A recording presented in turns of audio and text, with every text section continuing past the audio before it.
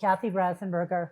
I have a consulting company that's 27 years old that started in the cable industry. So I come out of the cable industry so I can talk about both cable and FAST. I've launched 28 cable networks.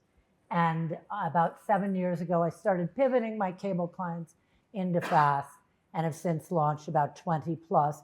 I'm all in on FAST. I just bought with 2 partners a sports FAST streaming platform. So I'm committed to the future of FAST. But I think the purpose of this panel is to talk about the gaps between cable and FAST and the pros and the cons and the opportunities and the challenges. So I'll turn it over to you, Preeya. Hi, I'm Preeya. I am Vice President of Streaming Partnerships at VideoElephant. I've actually only been at VideoElephant since April, so it's a fairly new role, but I have a 15-year career in news and entertainment, production and distribution, overseeing production businesses and divisions, spanning in programming that goes from short form, mid form, and of course now long form. Hi, I'm Jeff Spence. I'm VP of Streaming Platform at Magnite. If you guys aren't familiar with what Magnite is, we are the largest independent sell-side technology. Basically, the guys that bring all the ads into the streams. So that's what I am. Hey, I'm Anthony Laser. I do content acquisition and programming strategy for Xumo Play. I joined the company in 2017 when it was just called Xumo. And then it got acquired by Comcast in 2020 and then became part of a JV a couple years ago. That was announced, and that is also called Xumo with Charter and Comcast. So, yeah. Right, thanks. Yeah. So we all know fast viewing is exploding. According to Amagi, 42% increase in worldwide viewing from Q1 23 to 24. Cantor said half of US households use FAST weekly. Advertisers, 35% in growth in ad impressions year over year. And retail spend on CTV is expected to grow upwards of 12 to 20% by the end of the year. The number one reason for increased viewing is the improved quality of programming that's occurred over the last couple of years. Our great leader, Ellen Wolk, says CTV FAST combines the performance metrics of digital with the reach metrics of traditional TV. CTV is just TV. So we're going to debate and discuss if that's true. Are FAST the new broadcast for viewers, always accessible, always on, free content in every genre? Are FAST the new cable for advertisers, combining the reach of broadcast with the targeting capabilities of digital? And for programs and content distributors, are FAST a viable alternative to legacy linear TV? And although Melanie couldn't join us today, I think the experience that she was going to talk about at Tubi is so interesting. So in just a very short period of time, they have grown to 75 million monthly viewers, second only to YouTube, 60% since last May, 1.7% of all TV viewing. And Melanie said to me that FAST, or Tubi, is just a complement to cable. It's not meant to be an alternative. Their viewership is very young. It's 18 to 34. They're cord cutters or cord nevers. So it's very different from, say, a Pluto, which is 90% linear viewing and a much older audience. And I think this is an important question, how FAST platforms have differentiated themselves from one another and how they fit within the ecosystem of FAST today. And I'll turn to Anthony to talk about this, because Xumo is unusual in that you're really blurring the lines between cable and FAST through your partnership with Comcast and Charter. Love to have you talk about that. Yeah, I think an important distinction in the FAST space is sort of the FAST platforms that are, purely apps versus native integrations with OEMs. So when I joined Xumo in 2017, one of the things that was really attractive about the role is they had sort of figured out through their deal with LG how to cut through the noise of all the apps in an app store and be the native channel integration on that platform. So, flash forward to now, it was sort of natural when Comcast and Charter decided they wanted to get into the OEM space for Xumo Play to be our new sort of home field on those devices. So that's a distinction, I think, between Samsung TV Plus, Vizio, Xumo, and say a Pluto, which is really Pluto is an app that you have to download in an app store. Now it's natively available in guides, but I think that's a major distinction is the OEM fast versus the app. And I wouldn't actually say Tubi's a fast platform. It's a VOD platform that happens to have a few fast channels on it. But what's interesting about what you guys are doing, you're sort of re-aggregating, at least Charter and Xumo Play, cable and fast into one bundle. So a subscriber or viewer can get a package with a cable subscription and a fast or a broadband offering and all the apps they want in one place. So you're sort of a one-stop shop. That's correct. Yeah. So I think what is sort of the sort of interesting value proposition is that when the way we think about it, our OS is like not app based. Mm-hmm. We think about it as content based. We're trying to drive users into what they're looking to watch. And that's not just Xumo Play. That's all the different apps that are there and what their biggest titles are. We want to merchandise those in the OS. So yeah, I think it's nice to have the native integration, but when you're thinking about that, the ecosystem, you want to always keep the consumer first. The main thing that I think is really interesting now that a couple of years ago was a really hard line is fast channels into a subscriber environment. So we've now started connecting fast channels in the X1 EPG for Comcast. And so that's a whole new world. Like a few years ago, there was a real distinction between a subscriber and a TV subscriber and a fast user. But now, like you said, 50% of TV subscribers are also saying they're watching fast channels every week. Have you seen, you mentioned that the viewership, I asked you about Xumo's viewership, and you said it's a fallacy that fast viewers are younger. Do you stick to that point? Because I read something Stefan Van Engen said, and he said they were younger. There are certainly cord cutters that are using. I just want to make it clear. Some of the top channels in the fast space are Westerns channels, and I don't know any 18 to 25-year-old that is watching a John Wayne movie from 1950. That's true. So there's somebody watching that a lot. Yeah. And watching Little House on the Prairie and watching, every other Western channel that's out there at a very high level. That is a real demo in the space. Yeah, interesting. I'm going to turn to you, Preeya. So, launching fast channels, everyone raced into fast. It was easier to stand up channels, easier to break even. So many lower barriers of entry to get into fast. What's been your experience with your fast channels? And what do you think the opportunities are and what have been your biggest hurdles? Yeah, it's an interesting one. So, at VideoElephant, we launched channels probably going back 9-12 months ago now, and we have 3 owned and operated. And in previous roles, I've also launched fast channels. And I think that there's a reason that it presents such a great opportunity, and it's because the niche and smaller content producers that are producing great content just don't stand a chance to get carriage on cable, right? And so I think it really opens up this array of diverse, niche, different types of content, and it's made available to smaller businesses to play in that space.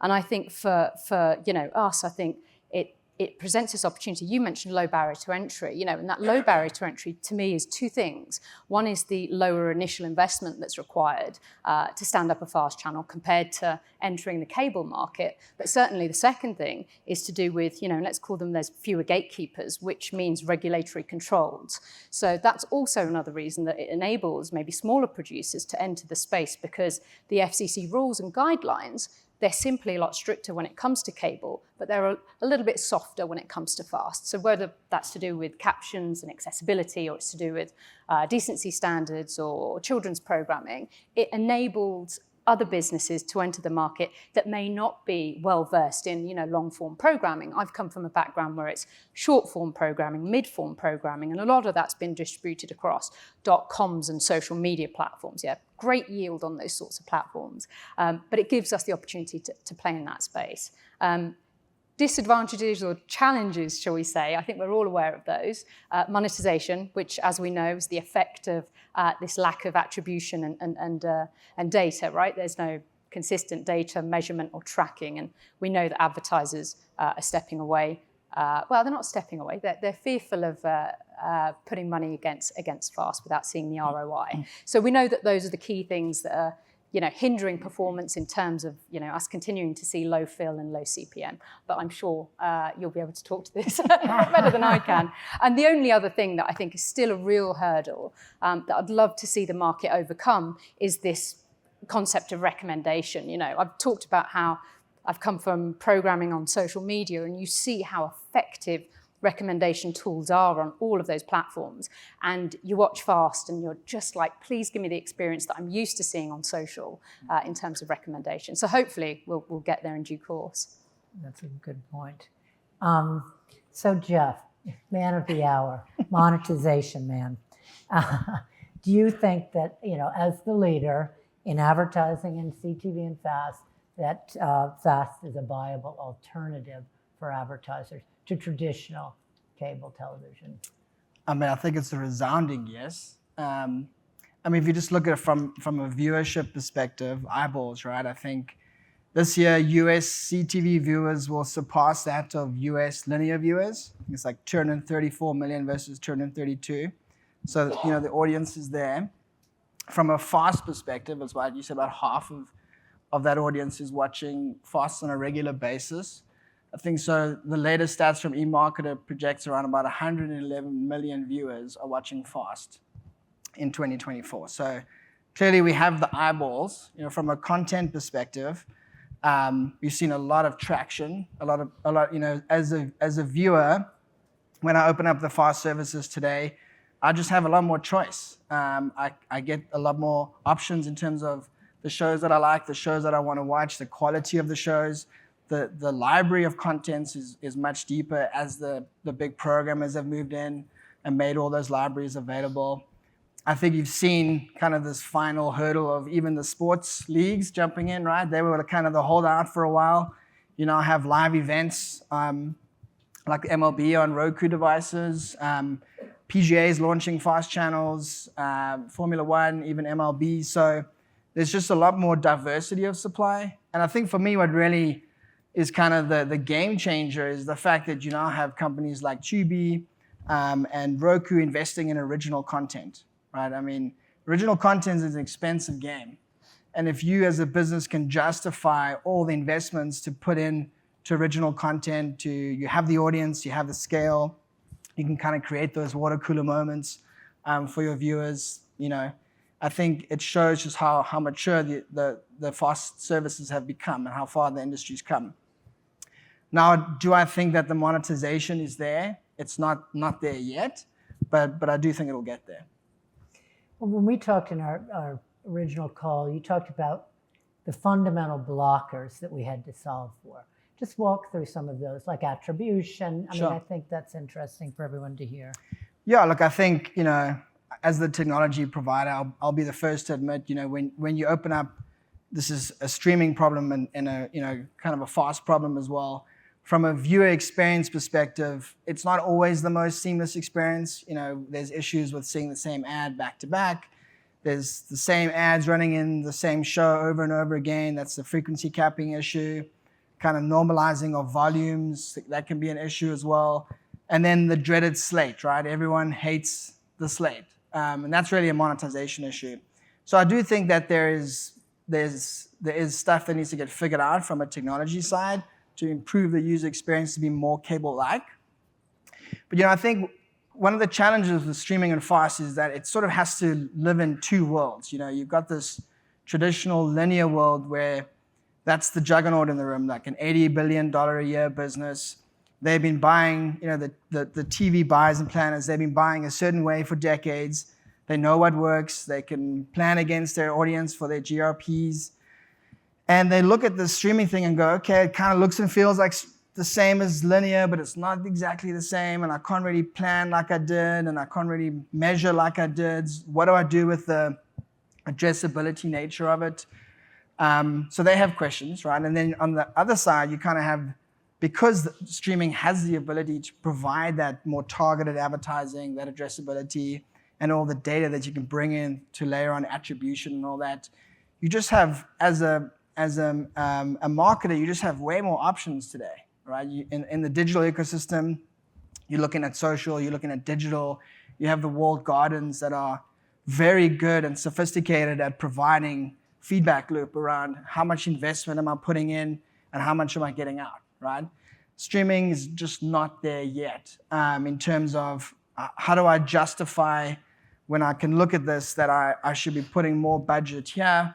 It's actually, a lot more expensive, right? Because, I'm paying sight-side motion. Yeah, I like that I can align with this great content, but when I'm looking at my plan, how do I justify it? So I think for streaming and for FAST to be successful and really kind of finding that transition with all the linear dollars to move over, it's going to have to solve for both, and I do think that we'll get there.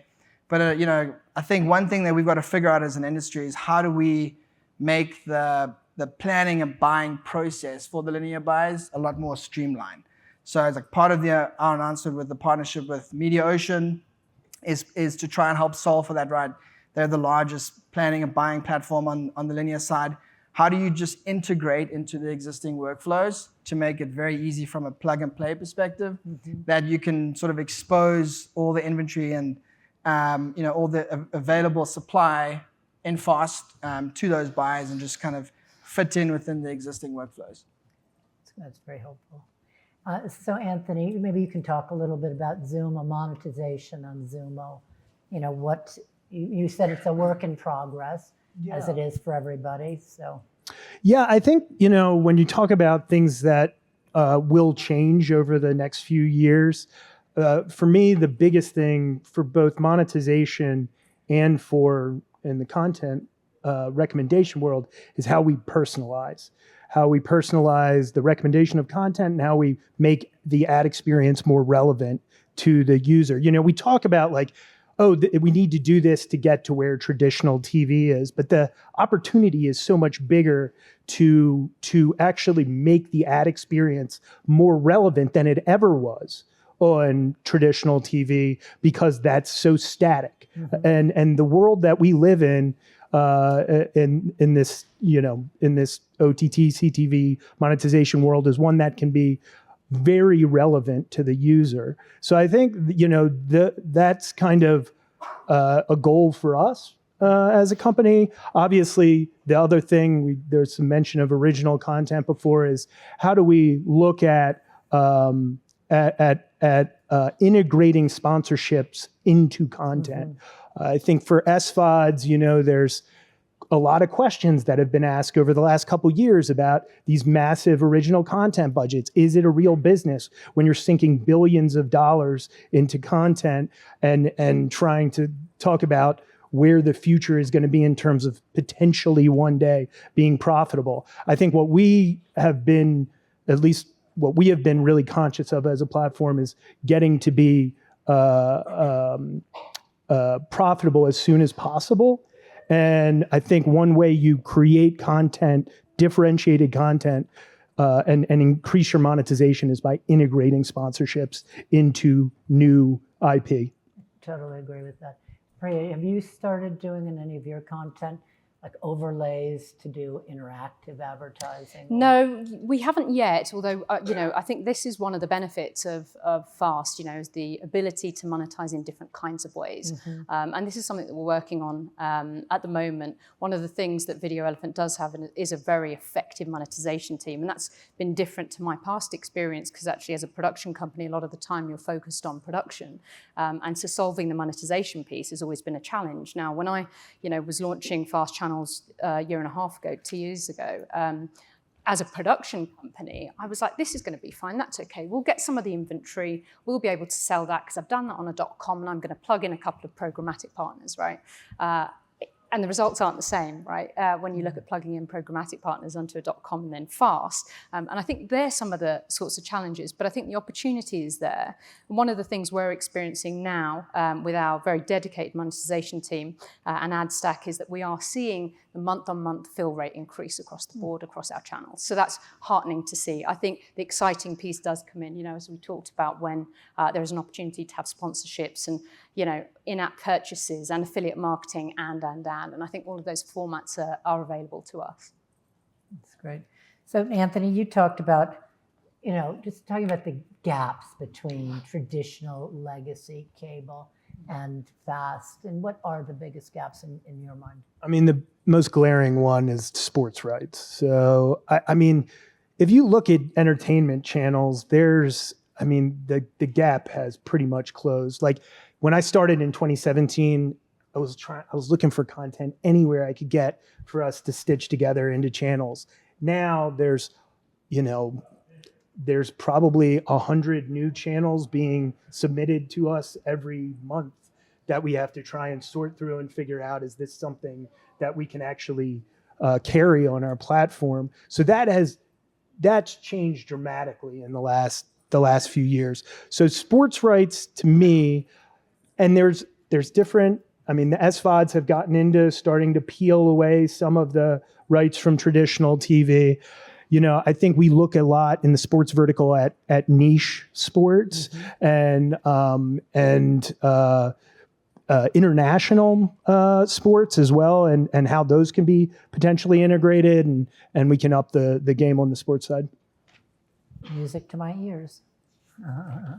What do you think, Jeff, what do you think the greatest opportunities are moving forward with streaming versus traditional cable? Where's the growth? I think just the ability to tailor a message to an individual user or viewer or household. That is something that was never available in cable, right? You can, as a marketer, you can be in someone's house delivering a tailored ad based on data that this is the right person that needs to see this ad at the right time. And then I think you bring in all the other digital, like interactive elements, right? So companies like Innovid and others that provide a lot more kind of interactive creatives. You as the viewer can engage with the creative. You can spend a lot more time kind of being entertained, and I think we know that drives a lot more awareness for brands. It kind of drives better conversions for them. And increasingly, you're starting to see new players come into the space, like Curve and ShopSense, that are bringing more of a companion shopping experience to the viewership. I think that kind of goes back to what I was talking about earlier, with the needs of the digital buyers really to show justification around the fact that, here's my investment, I'm spending all this money on FAST and streaming. How do I know that it's actually driving tangible results? And being able to map that back to, conversions or purchases will really get those buyers more comfortable with the space. Do you find more and more advertisers, programmatic advertisers, are leaning towards? I think we're still in the early phase of testing, but I think there's definitely a lot of momentum in terms of,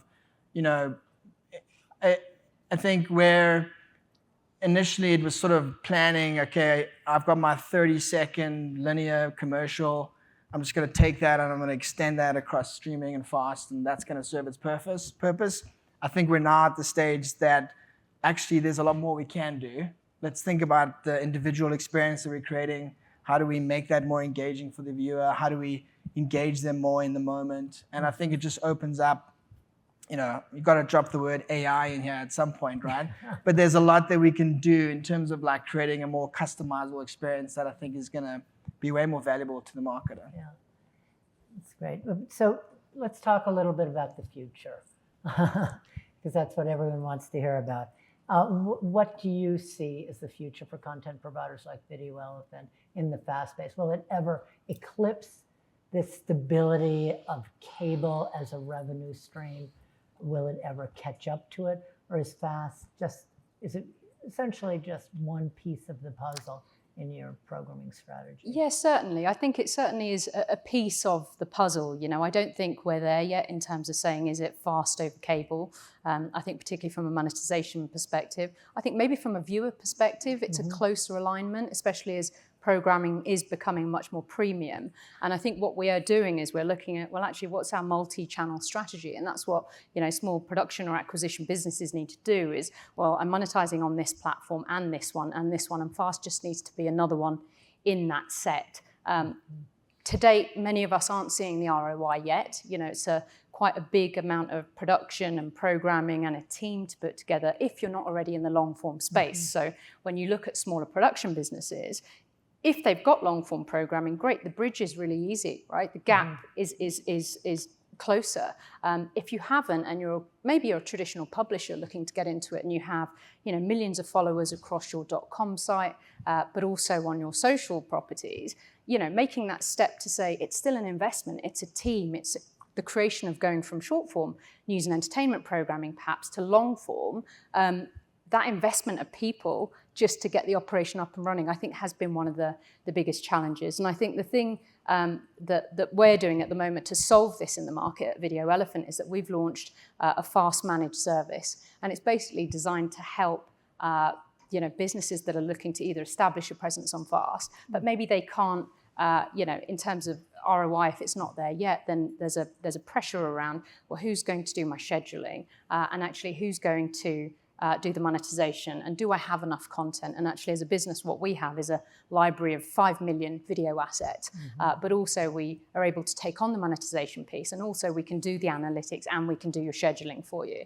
And that gives an opportunity, I think, to the market, to the smaller guy, to say, look, there is a place here for us. And the fact that there is a low barrier to entry means that, yes, if you can show a streaming service that, look, I've got followers and an audience that I can direct to my channel, I think there's a huge opportunity. So I think it has to be looked at in the round. I think there's opportunity for everyone to play. I think you need to be in it to win it, right, they say. And I think we're trying to help facilitate that in the market as well. That's great. Anthony, what do you think the future is for Zumo? Will it... And for the Zumo Play, Charter, Comcast, blurred combination. Yeah, I mean, for us, what we're going to continue to do is roll out devices. That's our plan. And I think for what's germane to my world, which is Zumo Play, is that integration continues to create new monthly active users that are able to easily access our FAST platform. I think one of the things that's interesting too is, the big push has been around the Zumo Puck or Zumo Box that both Comcast and Charter are distributing. But we're really finding a lot of good growth and engagement around the screen. The screen is important. So the TVs we're selling at Best Buy, at Walmart, and in other retail locations, we had a pretty modest idea that they would be sort of icing on the cake. But that TV audience, that engaged audience, is really outperforming what our original thinking was around the Zumo TV. So we're excited about all the devices, but I think kind of what we're betting on is that that the native integration is going to help not only lift the Zumo Play boat, but all of our AVOD platforms that live within that environment. It's not like it's clear who's a competitor and who's a partner. I mean, all the AVOD platforms that are in the Zumo OS are partners. Right. We have our enterprise business. There's content partners and platforms that are all our partners. Mm-hmm. So I think that's what that's been our bread and butter since the beginning, is kind of just being integrated in the space And so that's what I think we'll continue to do. Good answer. And Jeff, you prognosticate on the future of advertising and streaming altogether? Where will it go? Well, I mean, I can just talk about where we focus on from Magnite's perspective. I think to solve for all the slate problems, right, we've got to figure out how to bring more of those dollars over from linear to streaming. Part of the genesis of our product that we brought to market called Clearline, which is kind of a supply side technology that's been repurposed for the buyer side to create a low barrier to entry to come in to try and entice these linear buyers to spend more budgets in streaming. Part of that is also the transition from the traditional direct IO business into programmatic. I think as more moves into programmatic, it's going to unlock more of the potential of layering on data, creating a more targetable, addressable advertising campaigns, and that's really the space that we operate in.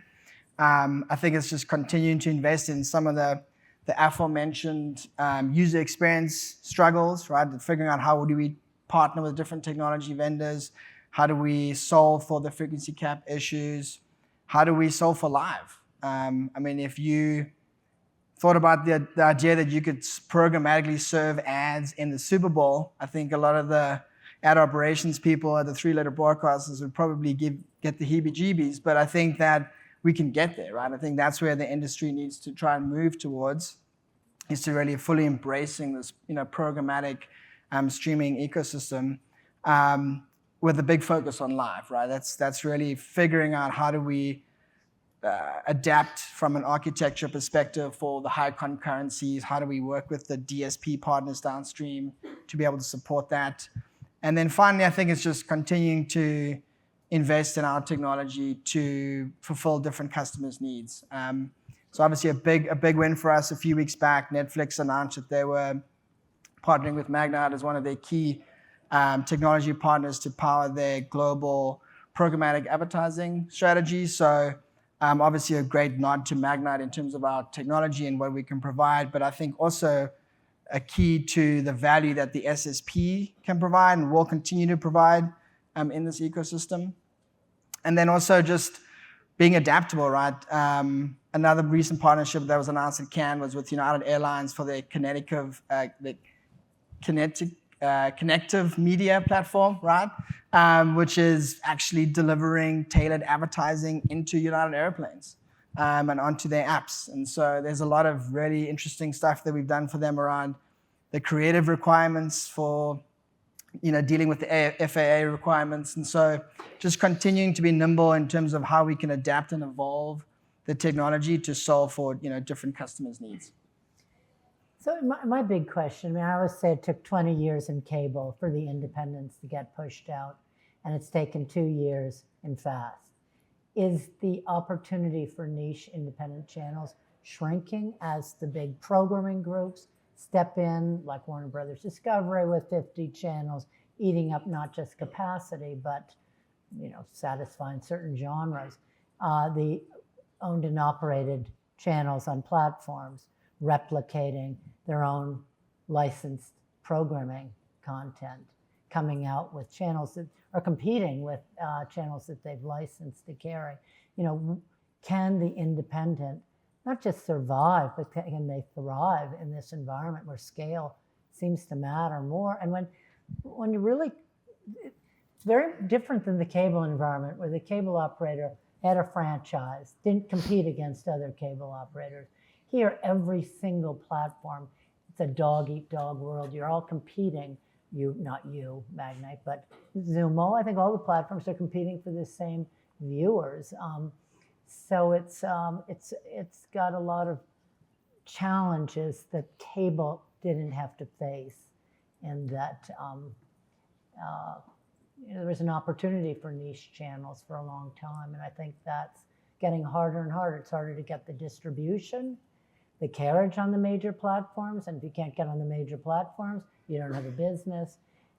So what's going to change that? I'd like to jump in because this is a really interesting point based on my perspective coming from the smaller business, the niche channels, and what I think is, yes, we've seen premium, owned and operated ends up being 90% on a lot of platforms, and there's 10% left for others, the independents.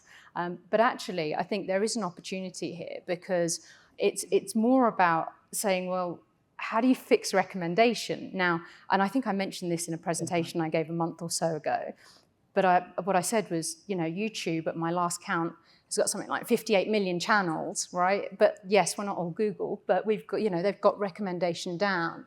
And I think that's something that needs to come into play here, because yes, we know that streamers will, reduce the number of channels because it's a better user experience. But if that user experience can be enhanced by recommendation, then yes, I might want to watch, the niche channel that appeals to me. So I think that's the bit for me that needs to get fixed in the market to allow everyone to allow everyone to play. AI is fixing that, I think. Yeah. With, personalization of VPGs. What do you think, Anthony? I couldn't agree more. I think that's like part of why this will ultimately go beyond where traditional TV was, is that you will actually be able to find what you're looking for. I mean, you talked about YouTube. I mean, that's what YouTube is. YouTube's a recommendation engine.